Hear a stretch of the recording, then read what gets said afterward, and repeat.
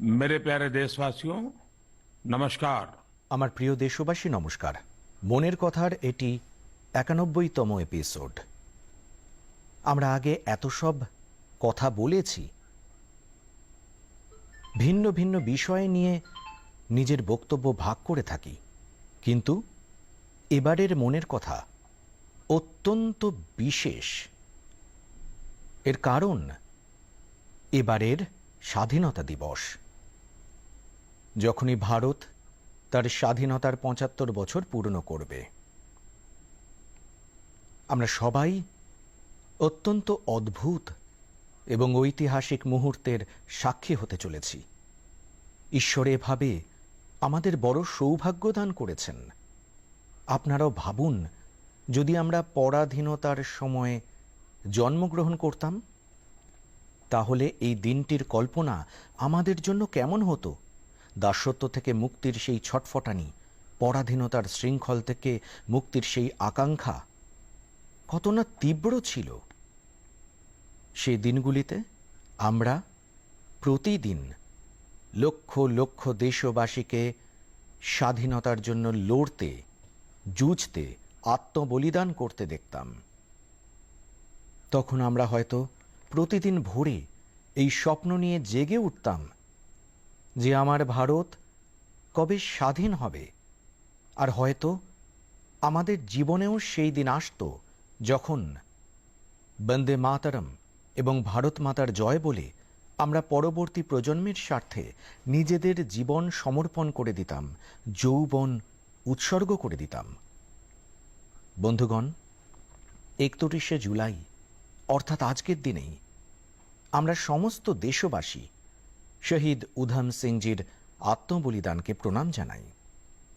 আমি এমন অন্য সমস্ত মহান বিপ্লবীদের আমার বিনম্র শ্রদ্ধাঞ্জলি অর্পণ করছি, যারা দেশের জন্য নিজেদের সর্বস্ব উৎসর্গ করে দিয়েছেন। বন্ধুগণ, এটা দেখে আমার খুব আনন্দ হয় যে স্বাধীনতার অমৃত মহোৎসব একটি গণ আন্দোলনের রূপ নিচ্ছে। সকল ক্ষেত্র আর সমাজের প্রত্যেক শ্রেণীর মানুষ এর সঙ্গে যুক্ত ভিন্ন ভিন্ন কর্মসূচিতে অংশগ্রহণ করছেন। এমনই একটি অনুষ্ঠান এই মাসের শুরুতে মেঘালয়ে হয়েছে। মেঘালয়ের বীর যোদ্ধা ইউ টিরোত সিংজির প্রয়াণ দিবসে জনগণ তাকে স্মরণ করেছেন। টিরোত সিংজি ইংরেজদের খাসি হিলসে নিয়ন্ত্রণ এবং সেখানকার সংস্কৃতিকে বিপন্ন করার ষড়যন্ত্রের প্রবল বিরোধিতা করেছিলেন। এই অনুষ্ঠানে অনেক শিল্পী সুন্দরভাবে তাদের কলাকৃতিকে তুলে ধরেন, ইতিহাসকে জীবন্ত করে তোলেন। এতে একটি কার্নিভালের আয়োজনও করা হয়েছে, যাতে মেঘালয়ের মহান সংস্কৃতিকে অত্যন্ত সুন্দরভাবে তুলে ধরা হয়েছে। আজ থেকে কয়েক সপ্তাহ আগে কর্ণাটকে অমৃতা ভারতী কন্নডার্থী নামক একটি অতুলনীয় অভিযানও শুরু হয়েছে। এতে রাজ্যের ৭৫টি স্থানে স্বাধীনতার অমৃত মহোৎসবের সঙ্গে যুক্ত অত্যন্ত জাঁকজমকপূর্ণ অনুষ্ঠান আয়োজিত হয়েছে। এতে কর্ণাটকের মহান স্বাধীনতা সংগ্রামীদের স্মরণ করার পাশাপাশি স্থানীয় সাহিত্যিক সাফল্যগুলিকেও সামনে তুলে ধরার চেষ্টা করা হয়েছে। বন্ধুগণ, এই জুলাইয়ে একটি বেশ মজাদার প্রচেষ্টা হয়েছে, যার নাম আজাদি কি রেলগাড়ি और রেলওয়ে স্টেশন। এই প্রচেষ্টার লক্ষ্য হল মানুষকে স্বাধীনতা সংগ্রামে ভারতীয় রেলের ভূমিকাকে জানানো। দেশে অনেক এমন রেল স্টেশন রয়েছে যেগুলি স্বাধীনতা আন্দোলনের ইতিহাসের সঙ্গে যুক্ত। আপনারাও এই রেল স্টেশনগুলি সম্পর্কে জেনে অবাক হবেন। ঝাড়খণ্ডের গোমো জাংশনকে এখন সরকারিভাবে নেতাজি সুভাষচন্দ্র বসু জাংশন গোমো নামকরণ করা হয়েছে। জানেন কেন? আসলে এই স্টেশনে এসে কালকা মেলে সওয়ার হয়ে নেতাজি সুভাষচন্দ্র বসু ব্রিটিশ অফিসারদের চোখে ফাঁকি দিতে সফল হয়েছিলেন। আপনারা সবাই নিশ্চয়ই লখনৌয়ের উপকণ্ঠে কাকোরি রেল স্টেশনের নাম শুনেছেন। এই স্টেশনের সঙ্গে রামপ্রসাদ বিসমিল আর আশফাকুল্লাহ খানের মতো অসম সাহসীদের নাম জড়িয়ে রয়েছে। এখানে এই স্বাধীনতা সংগ্রামীরা ট্রেনে করে নিয়ে যাওয়া ইংরেজদের ধন সম্পদ লুণ্ঠন করে নিজেদের শক্তির পরিচয় দিয়েছেন। আপনারা যখনই তামিলনাড়ুর জনগণের সঙ্গে কথা বলবেন তখন আপনারা থুতুকুডি জেলার ওয়াঞ্চি মনিয়াচ্চি জাংশন সম্পর্কে জানতে পারবেন। এই স্টেশনটির নাম তামিল স্বাধীনতা সংগ্রামী ওয়াঞ্চিনাথানজির নামে রাখা হয়েছে। এটি সেই স্থান যেখানে 25 বছর বয়সী যুবক ওয়াঞ্চি ব্রিটিশ কালেক্টরকে তার এক কুকর্মের সাজা দিয়েছিলেন। বন্ধুগণ, এই তালিকা অনেক দীর্ঘ। সারা দেশে 24টি রাজ্যে ছড়িয়ে থাকা এরকম 75টি রেল স্টেশনকে চিহ্নিত করা হয়েছে। এই 75টি স্টেশনকে খুব সুন্দরভাবে সাজানো হচ্ছে। এগুলিতে অনেক ধরনের অনুষ্ঠানেরও আয়োজন করা হচ্ছে। আপনাদেরও উচিত সময় বের করে আপনাদের নিকটবর্তী এ ধরনের ঐতিহাসিক স্টেশনগুলি ঘুরে আসা। আপনারা স্বাধীনতা আন্দোলনের এহেন ইতিহাস সম্পর্কে বিস্তারিত জানতে পারবেন যা আপনারা জানতেন না। আমি আশেপাশের স্কুলগুলির ছাত্রছাত্রীদের অনুরোধ করব, শিক্ষকদের অনুরোধ করব যে নিজেদের স্কুলের ছোট ছোট শিশুদের নিয়ে অবশ্যই স্টেশনে যাবেন আর সেই শিশুদের সম্পূর্ণ ঘটনাক্রম শোনান, বোঝান। আমার প্রিয় দেশবাসী, স্বাধীনতার অমৃত মহোৎসবের মাধ্যমে 13 থেকে 15ই আগস্ট পর্যন্ত একটি স্পেশাল মুভমেন্ট হর ঘর তিরঙ্গা, হর ঘর তিরঙ্গার আয়োজন করা হচ্ছে। এই মুভমেন্টের অংশ হয়ে 13 থেকে 15ই আগস্ট পর্যন্ত আপনারা নিজেদের বাড়ির অবশ্যই তিরঙ্গা পতাকা ওড়াবেন অথবা নিজের বাড়িতে উত্তোলন করবেন। তিরঙ্গা আমাদের যুক্ত করে, আমাদের দেশের জন্য কিছু করতে প্রেরণা যোগায়। আমার আরেকটি পরামর্শ হলো 2রা আগস্ট থেকে 15ই আগস্ট পর্যন্ত আমরা সবাই নিজেদের সোশ্যাল মিডিয়া প্রোফাইল পিকচারে তিরঙ্গা লাগাতে পারি। এমনিতে কি আপনারা জানেন আমাদের তিরঙ্গার সঙ্গে 2রা আগস্টের একটি বিশেষ সম্পর্কও রয়েছে। এই দিনে পিংলি ভেঙ্কাইয়াজির জন্মজয়ন্তী পালিত হয়, যিনি আমাদের জাতীয় পতাকাকে ডিজাইন করেছিলেন। আমি তাকে সাদর শ্রদ্ধাঞ্জলি অর্পণ করছি। আমাদের জাতীয় পতাকা সম্পর্কে কথা বলতে গিয়ে আমি মহান স্বাধীনতা সংগ্রামী ম্যাডাম কামাকেও স্মরণ করব। তিরঙ্গাকে আকার দেওয়ার ক্ষেত্রে তাঁর ভূমিকা অত্যন্ত গুরুত্বপূর্ণ ছিল। বন্ধুগণ, স্বাধীনতার অমৃত মহোৎসবে আয়োজিত এসব অনুষ্ঠানের সবচেয়ে বড় বার্তা এটাই যে আমরা সমস্ত দেশবাসী যেন নিজেদের কর্তব্য সম্পূর্ণ নিষ্ঠার সঙ্গে পালন করি। তবেই আমরা সেই অসংখ্য স্বাধীনতা সংগ্রামীদের স্বপ্নগুলি বাস্তবায়িত করতে পারব, তাদের স্বপ্নের ভারত গড়ে তুলতে পারব। সেজন্য আমাদের আগামী 25 বছরের এই অমৃতকাল প্রত্যেক দেশবাসীর জন্য কর্তব্যকালের মতো। দেশকে স্বাধীন করাতে আমাদের বীর সেনানী আমাদেরকে এই দায়িত্ব দিয়ে গেছেন, আর আমাদের এটা সম্পূর্ণভাবে নির্বাহ করতে হবে। আমার প্রিয় দেশবাসী, করোনার বিরুদ্ধে আমাদের দেশবাসীর লড়াই এখনো জারি রয়েছে। গোটা বিশ্ব আজও যুদ্ধছে করোনার বিরুদ্ধে। হলিস্টিক হেলথ কেয়ারে জনগণের ক্রমবর্ধমান আগ্রহ এক্ষেত্রে আমাদের সবাইকে খুব সাহায্য করেছে। আমরা সবাই জানি যে এতে ভারতীয় পারম্পরিক পদ্ধতিগুলি কতটা কার্যকরী। করোনার বিরুদ্ধে লড়াইয়ে আয়ুষ তো আন্তর্জাতিক স্তরে গুরুত্বপূর্ণ ভূমিকা পালন করেছে। সারা পৃথিবীতে আয়ুর্বেদ আর ভারতীয় ঔষধির প্রতি আকর্ষণ বাড়ছে। এটা একটা বড় কারণ যে জন্য আয়ুষ এক্সপোর্টসে রেকর্ড পরিমাণ বৃদ্ধি হয়েছে। আর এটাও অত্যন্ত সুখকর যে এক্ষেত্রে বেশ কিছু নতুন স্টার্টআপসও এগিয়ে আসছে। সম্প্রতি একটি গ্লোবাল আয়ুষ ইনভেস্টমেন্ট এবং ইনোভেশন সামিট হয়েছিল। আপনারা শুনে অবাক হবেন যে এতে প্রায় 10,000 কোটি টাকার ইনভেস্টমেন্ট প্রপোজাল এসেছে। আরেকটি গুরুত্বপূর্ণ সাফল্য হল যে করোনাকালে ভেষজ বৃক্ষ গুল্মাদি নিয়ে রিসার্চেও অনেক বৃদ্ধি হয়েছে। এই সম্পর্কে অনেক রিসার্চ স্টাডিজ পাবলিশ হচ্ছে। নিশ্চিতভাবেই এটি একটি ভালো সূচনা। বন্ধুগণ, দেশে বিভিন্ন প্রকারের ভেষজ বৃক্ষগুল্ম এবং জড়িবুটি নিয়ে আরেকটি অসাধারণ উদ্যোগ নেওয়া হয়েছে। সম্প্রতি জুলাই মাসে ইন্ডিয়ান ভার্চুয়াল হার্বারিয়ামের উদ্বোধন হয়েছে। আমরা কিভাবে নিজেদের শেকড়ের সঙ্গে যুক্ত হতে ডিজিটাল ওয়ার্ল্ডকে ব্যবহার করতে পারি, এটা তারও একটা উদাহরণ। ইন্ডিয়ান ভার্চুয়াল হার্বারিয়াম প্রিজার্ভড প্ল্যান্টস কিংবা প্ল্যান্ট পার্টসের ডিজিটাল ইমেজেসের একটি আকর্ষণীয় সংগ্রহ, যা ওয়েবে ফ্রিলি অ্যাভেলেবল। এই ভার্চুয়াল হার্বারিয়াম সম্পর্কে এখন লক্ষাধিক স্পেসিমেন্স এবং সংশ্লিষ্ট সায়েন্টিফিক ইনফরমেশন রয়েছে। ভার্চুয়াল হার্বারিয়ামে ভারতের বোটানিক্যাল ডাইভার্সিটির সমৃদ্ধ চিত্র পরিস্ফুট হয়।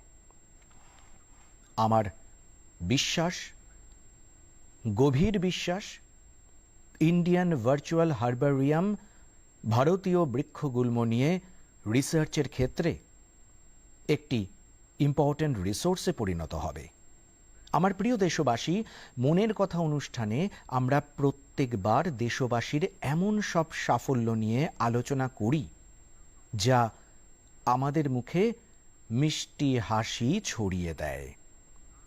যদি কোনো সাকসেস স্টোরি মিষ্টি হাসিও ছড়াতে পারে আর স্বাদেও মিষ্টত্ব এনে দেয়, তাহলে তো আপনারা একে অবশ্যই সোনায় সোহাগা বলবেন।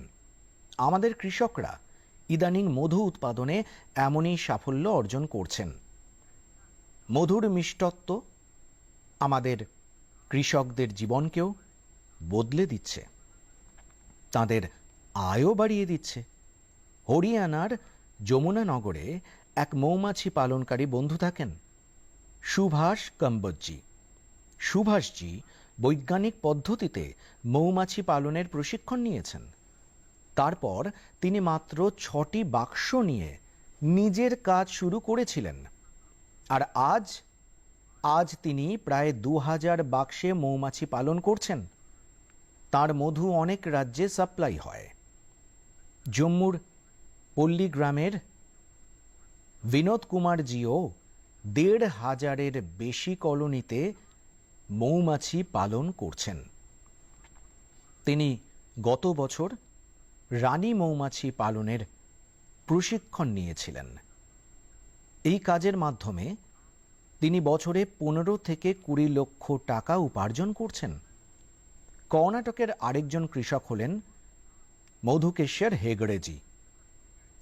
মধুকেশ্বরজি বলেন যে তিনি কেন্দ্রীয় সরকার থেকে 50টি মৌমাছি কলোনির জন্য সাবসিডি নিয়েছিলেন। আর আজ তার কাছে 800 থেকেও বেশি কলোনি রয়েছে। আর তিনি কয়েক টন মধু বিক্রি করেন। তিনি নিজের কাজে ইনোভেশন করেন, আর তিনি জামের মধু, তুলসীর মধু, আমলকির মধুর মতো ভেষজ মধুও তৈরি করছেন। মধুকেশ্বরজি মধু উৎপাদনে আপনার এই ইনোভেশন এবং সাফল্য আপনার নামকেও সার্থক করে তোলে। বন্ধুরা, আপনারা সবাই জানেন মধু আমাদের চিরাচরিত স্বাস্থ্য বিজ্ঞানে কত গুরুত্ব পেয়ে থাকে। আয়ুর্বেদ গ্রন্থে মধুকে অমৃত বলা হয়েছে। মধু কেবল আমাদের স্বাদই দেয় না, রোগের উপশমও ঘটায়। মধু উৎপাদনে আজ এতটা সম্ভাবনা যে প্রফেশনাল শিক্ষায় শিক্ষিত যুবকেরাও একে স্বরোজগারের উপায় করে নিয়েছেন। এমনই একজন যুবক হলেন উত্তরপ্রদেশের গোরক্ষপুরের নিমিত সিং। নিমিতজি বিটেক করেছেন, তার বাবা ডাক্তার। কিন্তু শিক্ষা লাভের পর চাকরির বদলে নিমিতজি স্বরোজগারের সিদ্ধান্ত নিয়েছেন। তিনি মধু উৎপাদনের কাজ শুরু করেছেন। কোয়ালিটি চেকের জন্য লখনৌতে নিজের ল্যাব বানিয়েছেন। নিমিতজি এখন মধু আর বি ওয়াক্স থেকে ভালো রোজগার করছেন, আর আলাদা আলাদা রাজ্যে গিয়ে চাষিদের প্রশিক্ষণ দিচ্ছেন। এমন যুবকদের পরিশ্রমে দেশ আজ এত বড় মধু উৎপাদক হতে পেরেছে। আর আপনারা জেনে খুশি হবেন যে দেশ থেকে মধুর রফতানি অনেক বেড়ে গেছে। দেশ national B keeping and honey মিশনের মতো অভিযান চালিয়েছে। কৃষকেরা পূর্ণ পরিশ্রম দিয়েছেন, আর আমাদের মধুর মিষ্টতা বিশ্বে ছড়াতে শুরু করেছে। এই ক্ষেত্রে এখনো অনেক বেশি সম্ভাবনা রয়েছে। আমি চাইব আমাদের যুবকেরা এই সুযোগের সঙ্গে জুড়ে গিয়ে লাভ তুলুন আর নতুন সম্ভাবনাকে সফল করুন। আমার প্রিয় দেশবাসী, আমি হিমাচল প্রদেশ থেকে মনের কথার এক শ্রোতা শ্রীমান আশিস বেহলজির একটি চিঠি পেয়েছি। তিনি তার চিঠিতে চম্বার মিঞ্জার মেলার কথা বলেছেন। আসলে ভুট্টার ফুলকে মিঞ্জার বলা হয়। ভুট্টায় যখন মিঞ্জার আসে সেই সময় মিঞ্জার মেলা পালিত হয়, আর এই মেলায় সারা দেশ থেকে পর্যটক দূর দূরান্ত থেকে অংশগ্রহণ করতে আসেন। উল্লেখ্য হল, মিঞ্জার মেলা এই সময় চলছে। আপনি যদি হিমাচলে বেড়াতে গিয়ে থাকেন তাহলে মিঞ্জর মেলা দেখতে চম্বায় যেতে পারেন। চম্বা এতই সুন্দর যে এখানকার লোকগীতিতে বারবার বলা হয়েছে, চম্বা ইক দিন ওনা কনে মহিনা রেনা। অর্থাৎ যে মানুষ একদিনের জন্য চম্বা যান সেখানকার সৌন্দর্যে মোহিত হয়ে 1 মাস থাকেন। বন্ধুরা, আমাদের দেশে মেলাগুলির খুব বড় সাংস্কৃতিক গুরুত্ব আছে। মেলাই জনতার সঙ্গে মনের মিলন ঘটায়। হিমাচলে বর্ষার পর যখন খরিফ ফসল পেকে যায় তখন অর্থাৎ সেপ্টেম্বরে সিমলা, মন্ডি, কুল্লু আর সোলান জেলায় সায়রি বা সায়রও পালিত হয়। সেপ্টেম্বরে জাগরাও আছে। জাগরার মেলাগুলিতে মহাসু দেবতাকে আহ্বান জানিয়ে বিশু গান গাওয়া হয়। মহাসু দেবতার এই জাগর হিমাচলের সিমলা, কিন্নর আর শিরমৌরের সঙ্গে উত্তরাখণ্ডেও পালিত হয়। বন্ধুরা, আমাদের দেশের আলাদা আলাদা রাজ্যে আদিবাসী সমাজে অনেক চিরাচরিত মেলা হয়ে থাকে। এর মধ্যে কিছু মেলা আদিবাসী সংস্কৃতির সঙ্গে যুক্ত, আর কিছু তো আদিবাসী ইতিহাস আর ঐতিহ্যের সঙ্গে যুক্ত। যেমন আপনাদের যদি কখনো সুযোগ হয় তাহলে তেলেঙ্গানার মেদারামে 4 দিনের সামাক্কা সরলম্বা যাত্রা মেলা অবশ্যই দেখে আসবেন। এই মেলাকে তেলেঙ্গানার মহাকুম্ভ বলা হয়। সরলম্মা যাত্রা মেলা 2 আদিবাসী মহিলা নায়িকা সামাক্কা আর সরলম্মার সম্মানে পালিত হয়। এটা কেবল তেলেঙ্গানারই নয়, বরং ছত্তিশগড়, মহারাষ্ট্র আর অন্ধ্রপ্রদেশের কোয়া আদিবাসী সম্প্রদায়ের বিশ্বাসের বড় জায়গা। অন্ধ্রপ্রদেশের মারিদম্মা মেলাও আদিবাসী সমাজের বিশ্বাসের অঙ্গীভূত বড় মেলা। মারিদম্মা মেলা জ্যৈষ্ঠ অমাবস্যা থেকে আষাঢ় অমাবস্যা পর্যন্ত চলে। এখানকার আদিবাসী সমাজ তাকে শক্তি উপাসনার সঙ্গে জুড়ে থাকেন। এখানেই পূর্ব গোদাবরীর পেদ্ধাপুরামে মারিদাম্মা মন্দির আছে। এভাবেই রাজস্থানে গড়াসিয়া জনজাতির মানুষ বৈশাখের শুক্লা চতুর্দশীতে সিয়াবার মেলা বা মনখা রো মেলার আয়োজন করেন। ছত্তিশগড়ে বস্তারের নারায়ণপুরে মাবলি মেলা উল্লেখযোগ্য। পাশেই মধ্যপ্রদেশের ভাগোরিয়া মেলা খুব বিখ্যাত। বলা হয় ভাগোরিয়া মেলার শুরু হয়েছিল রাজা ভোজের সময়। তখন ভীল রাজা কাসুমরা আর বালুন নিজের নিজের রাজধানীতে প্রথমবার এর আয়োজন করেছিলেন। সেদিন থেকে আজ পর্যন্ত এই মেলা খুব উৎসাহের সঙ্গে পালিত হয়ে আসছে। এভাবেই গুজরাতে তরনেতর আর মাধোপুরের মতো অনেক মেলা খুব বিখ্যাত। মেলা নিজে থেকেই আমাদের সমাজে, জীবনে প্রেরণার অনেক বড় স্রোত। আপনাদের আশেপাশেও এমন অনেক মেলা হয়তো হয়। আধুনিক সময়ে সমাজের এই পুরনো টুকরোগুলি এক ভারত শ্রেষ্ঠ ভারতের ভাবনাকে মজবুত করার জন্য খুবই জরুরি। আমাদের যুবকদের অবশ্যই এর সঙ্গে যুক্ত হওয়া উচিত। আপনারা যখনই এমন মেলায় যাবেন, সেখানকার ছবি অবশ্যই সোশ্যাল মিডিয়ায় শেয়ার করুন। আপনি চাইলে কোনো বিশেষ হ্যাশট্যাগও ব্যবহার করতে পারেন। এর ফলে অন্যরাও এই মেলার বিষয়ে জানতে পারবেন। আপনারা কালচার মিনিস্ট্রির ওয়েবসাইটেও ছবি আপলোড করতে পারেন। আগামী কয়েকদিনের মধ্যে কালচারাল মিনিস্ট্রির ওয়েবসাইটে একটি কম্পিটিশন শুরু হতে যাচ্ছে, যেখানে মেলার সবথেকে ভালো ছবি যিনি পাঠাবেন তাকে পুরস্কার দেওয়া হবে। সুতরাং দেরি করবেন না, মেলায় ঘুরুন আর সেখানকার ছবি দ্রুত শেয়ার করুন। হতে পারে যে আপনি তার জন্য পুরস্কার পেয়ে গেলেন। আমার প্রিয় দেশবাসী, আপনাদের স্মরণে থাকবে মনের কথার একটি এপিসোডে আমি বলেছিলাম যে ভারতের কাছে টয়েজ এক্সপোর্টসের পাওয়ার হাউস হওয়ার পূর্ণ ক্ষমতা আছে। আমি স্পোর্টস আর গেমসে ভারতের সমৃদ্ধ ঐতিহ্যের বিশেষ করে আলোচনা করেছিলাম।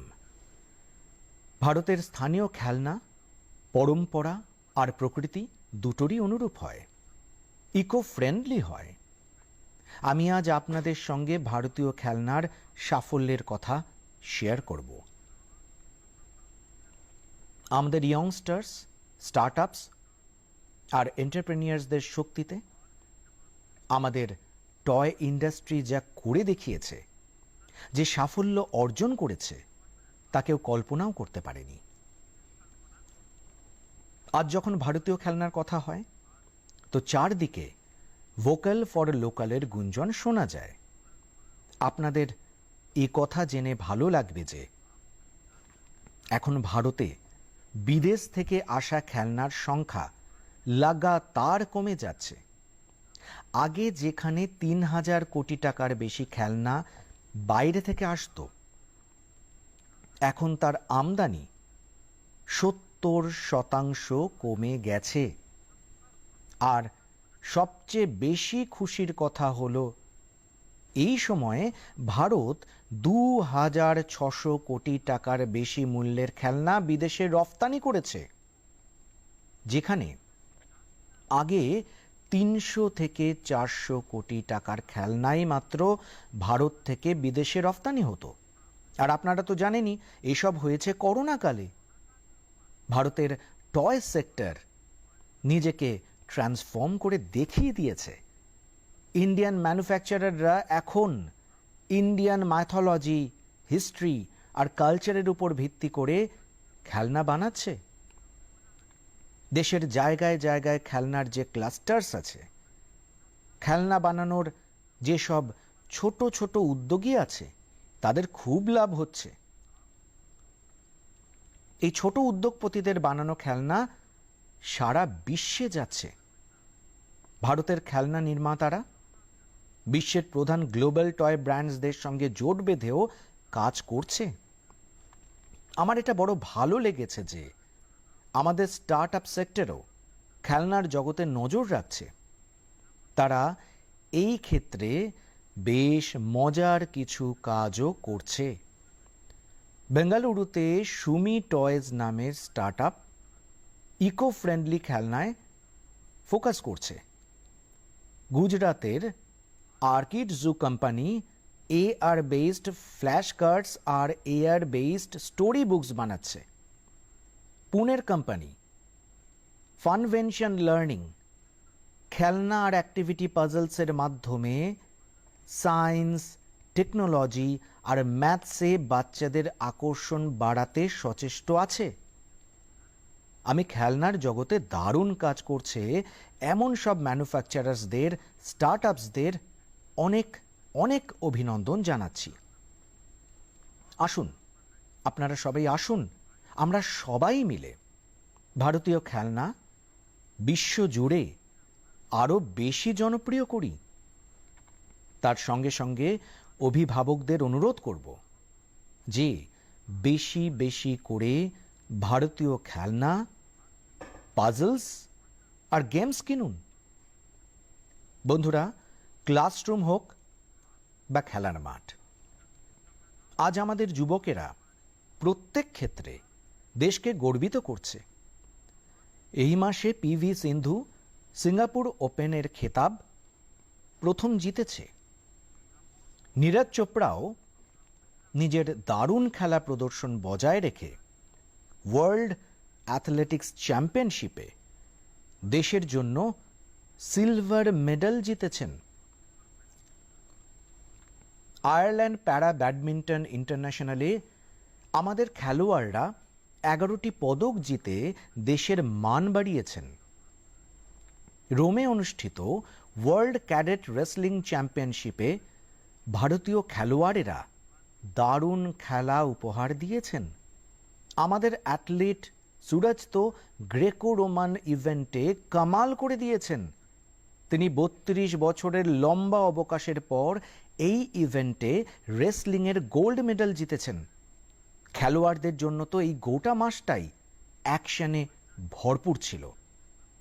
চেন্নাইতে 44তম চেস অলিম্পিয়াডের আয়োজন করাও ভারতের জন্য বিরাট সম্মানের কথা। 28শে জুলাই এই টুর্নামেন্টের শুভারম্ভ হয়েছে আর আমার সেখানে ওপেনিং সেরেমনিতে থাকার সৌভাগ্য হয়েছে। সেই একই দিনে ইউকেতে কমনওয়েলথ গেমসেরও সূত্রপাত হয়েছে। যুব উদ্যমে ভরপুর ভারতীয় দল সেখানে দেশকে রিপ্রেজেন্ট করছে। আমি সব খেলোয়াড় আর অ্যাথলিটদের দেশবাসীর পক্ষ থেকে শুভকামনা জানাচ্ছি। আমার কথা জানাতে আনন্দ হচ্ছে যে ভারত ফিফা আন্ডার-17 উইমেন্স ওয়ার্ল্ড কাপের আয়োজন করতে চলেছে। এই টুর্নামেন্ট অক্টোবরের আশেপাশে হবে, যা খেলাধুলোর প্রতি দেশের মেয়েদের উৎসাহ বাড়াবে।